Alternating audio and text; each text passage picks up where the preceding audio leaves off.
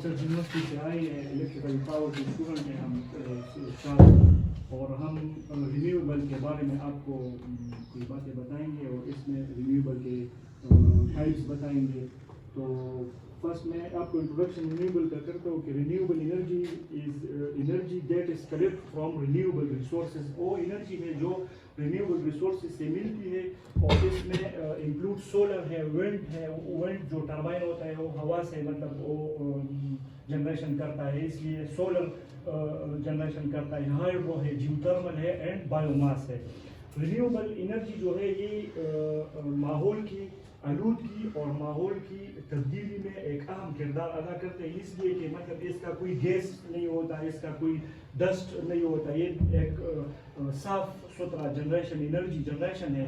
तो इसलिए ये बहुत अहम है और बहुत इम्पोर्टेंट है। मतलब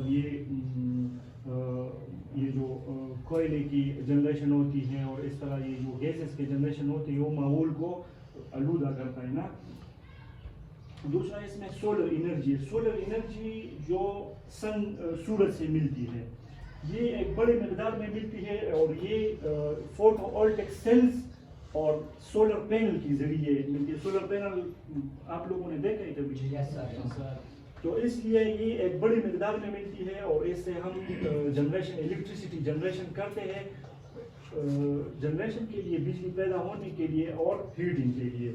solar energy is becoming increasingly affordable. ये मतलब ये हर किसी ये अफोर्ड कर सकता। आपने देखे बहुत जगहों में ये लोगों ने मतलब सोलर पैनल्स लगाए हैं, तो ये अफोर्डेबल है। ये मतलब इसका जो बिजली है वो एक्सपेंसिव नहीं है, और ये एक बहुत साफ, मैंने पहले भी बताया कि मतलब इसका कोई डस्ट और माहौल को आलूदा नहीं कर सकता।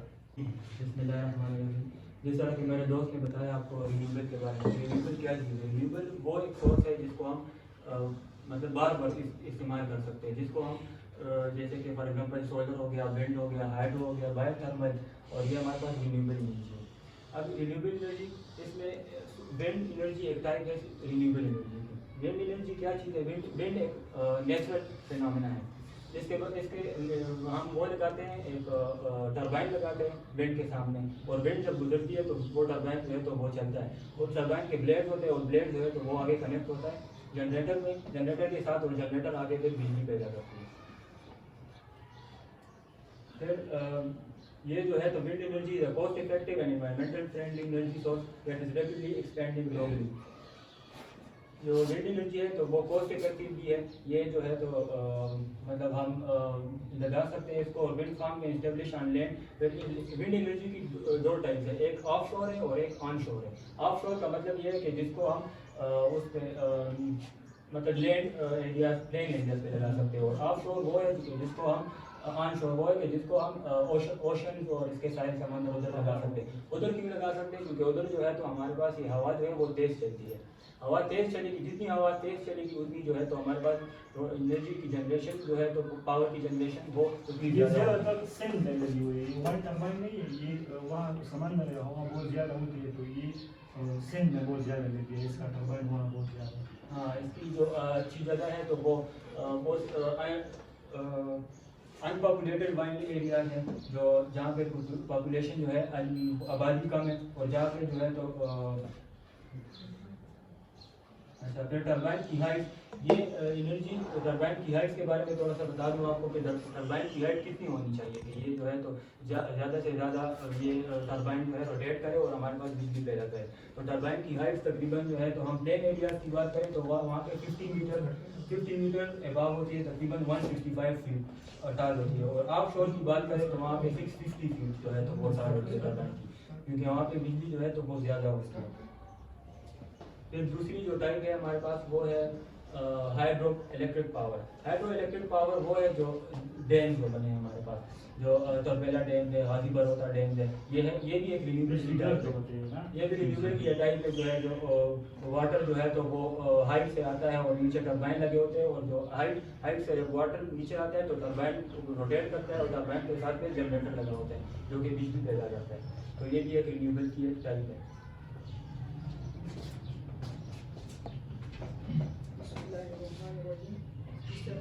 डिस्कस किया है रिन्यूएबल के टाइप्स के बारे में। इस तरह जियोथर्मल एक रिन्यूएबल रिसोर्स है। जियोमीन अर्थ थर्मल मीन हीट, जमीन के अंदर की जो हीट है इसको स्टीम में कन्वर्ट करके कैसे बिजली बनाई जाती है। वो स्टीम जाके फिर टरबाइन को रोटेट करके वो टरबाइन जो आगे जाके जनरेटर को ड्राइव करेगी, इससे इलेक्ट्रिसिटी प्रोड्यूस होगी। एक और टाइप से रिन्यूएबल सोर्स की वो है बायोमास। ये बायोमास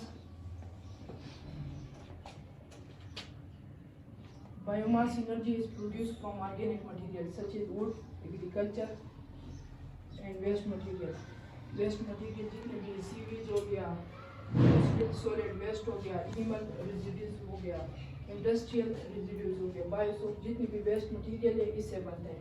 इसको अगर हम बंद करके फिर जो स्टीम में कन्वर्ट होता है वो स्टीम जाके जनरेटर को टर्न करेगा और फिर वो आगे इलेक्ट्रिसिटी प्रोवाइड करेगा।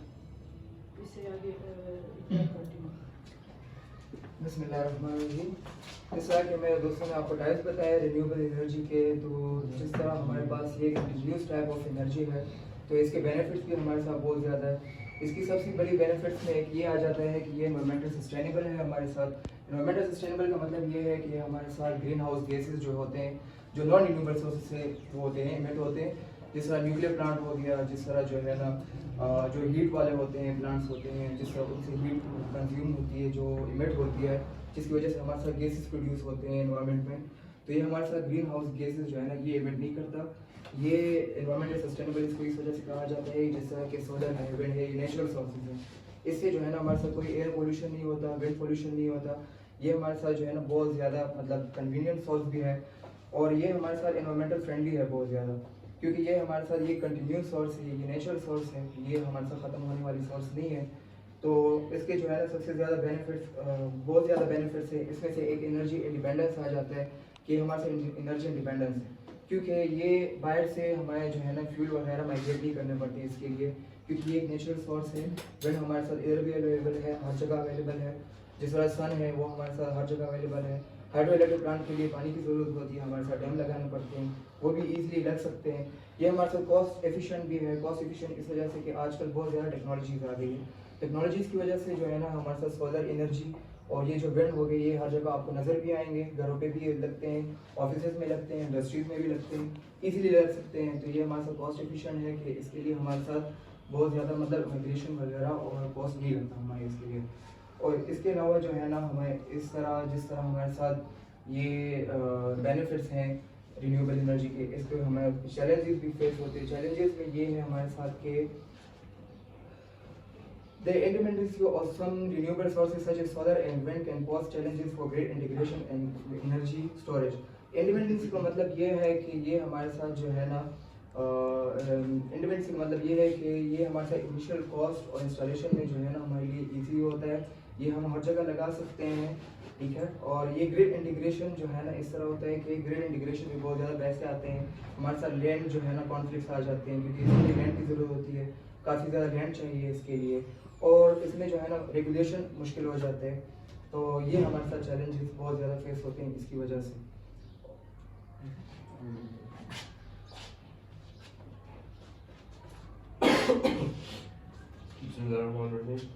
जैसे इन सारों ने आपको बता दिया कि रिन्यूएबल एनर्जी क्या है और इसके सोर्सेज क्या है और इसके टाइप्स क्या है। अब हम आ जाते हैं रिन्यूएबल एनर्जी के फ्यूचर पे कि फ्यूचर में हम रिन्यूएबल एनर्जी को कैसे देखते हैं।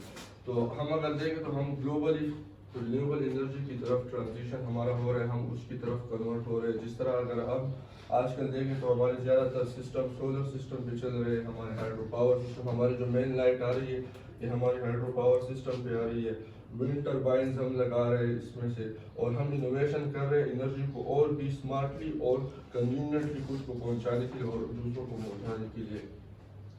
इसमें हमारे पास कंक्लूजन दिया जाता है रिन्यूएबल एनर्जी का कि रिन्यूएबल एनर्जी जो हमारे सारे क्लाइमेट चेंज है इसके साथ वो पोल्यूशन आ गया, हमारी जितनी भी क्लाइमेट चेंजेस है वो हमारी रिन्यूएबल एनर्जी के साथ कम हो रही है। मतलब हम अगर हाइड्रो पावर से इलेक्ट्रिसिटी या पावर कर रहे हैं, कंज्यूम कर रहे हैं, तो वो हम उसे कंज्यूम भी करें और वो ना ख़त्म होने वाली सोर्सेज है हमारे साथ। जिस तरह हम विंड से करें तो वो भी ना ख़त्म होने वाली सोर्सेज है। सन है तो सन कभी भी ख़त्म नहीं होगा, जब तक दुनिया है सन तब तक रहेगा। तो ये हमारे लिए इजीली, इसके साथ ये मतलब ये पोल्यूशन इन्वायरमेंटली भी हमारे लिए फ़ायदेमंद है और इकोनॉमिकली भी हमारे लिए फ़ायदेमंद है, क्योंकि अगर हम कोई सोलर सिस्टम, विंड सिस्टम या कुछ भी इंस्टॉल करें तो वो सिर्फ हमें सिर्फ वन टाइम पे करना होता है उसके लिए, फिर सारी ज़िंदगी हम उससे फ़ायदा उठा रहे होते हैं। तो ये सब कुछ रिन्यूएबल एनर्जी के बारे में बता दिया। अब आप लोगों को कोई क्वेश्चन हो तो आप पूछ सकते हैं मुझसे, मैं उसका क्वेश्चन को आंसर करूँगा।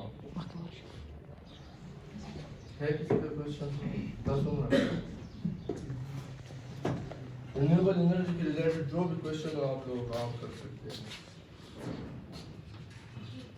इस किस्म का कोई सवाल आपसे ध्यान में आया हो जो कुछ आपने सुना है तो सवाल करें। वैसे ही रिन्यूएबल एनर्जी के बारे में आपको कुछ पता हो वो आप बताएं, उसके बारे में क्वेश्चन हो, कोई भी आइडिया हो जिसके ज़हन में। साइंस और फिजिक्स में आप लोगों ने सुना होगा ना इसके बारे में थोड़ा बहुत, तो टाइप्स को आपको पता होगा, तो कोई क्वेश्चन हो तो पूछें आप, डिटेल में हम बताएंगे। है क्वेश्चन? आप बता देना रिन्यूएबल के, मतलब हमने सोलर और इन चीज़ों का पता है। ये तो सारी दुनिया ये सोलर पे अभी होने वाला है, मतलब ये बिजली बहुत महंगी हो रही है ना, ये वापडा का, तो ये तो बड़ा इम्पोर्टेंट चीज़ है यार। समझ आ गया क्या आपको? प्रोसेस होता है सर? प्रोसेस क्या होता है? लगा दो बना देते हैं, समझ तो नहीं आती मेरे को, प्रोसेस ही सर के लिए कहते हैं कि बस नहीं, इसमें तो इस तरह प्रोसेस नहीं होता। इस तरह जो प्रोसेस होता है ये मतलब आप लगाएंगे और इसका जो बिजली है वो ऑन ग्रेड, एक इसमें एक ऑफ ग्रेड होता है और एक ऑन ग्रेड होता है, तो इस तरह होता है ये। सोलर एनर्जी इसके डिसएडवांटेजेस क्या हैं? डिसएडवांटेज इसका ये है कि मतलब ये हुकूमत इस पर टैक्स लगाएंगे, इसका मतलब खर्च है ना इन टैक्स का। तो अगर हुकूमत ने इन पे टैक्स लगाई तो ये फिर मतलब बिल्कुल नाकामयाब होगा। इसके डिसएडवांटेजेस में ये भी आता है कि मतलब इसका जो डिसएडवांटेज हम इसको नहीं कह सकते, मतलब इसकी इंस्टॉलमेंट जो कॉस्ट होती है वो मोस्टली हाई हो जाती है अक्सर मार्केट की वजह से या कोई कंपोनेंट्स की वजह से।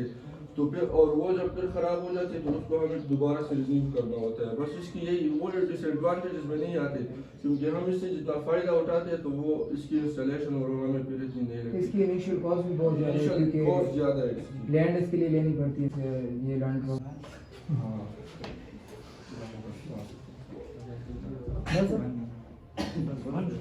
और कोई क्वेश्चन?